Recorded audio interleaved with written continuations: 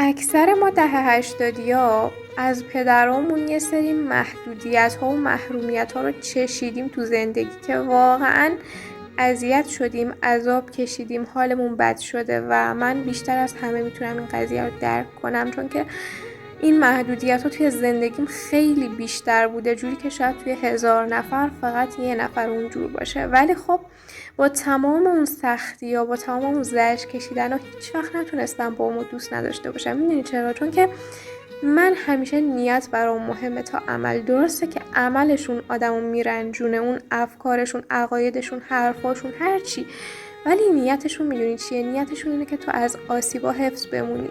نیتشون اینه که تو حالت خوب باشه، مثلا به خیال خودشون آخرتت آباد باشه، یا مثلا تو این دنیا بلایی سرت نیاد، آسیبت نرسه، حالت خوب باشه.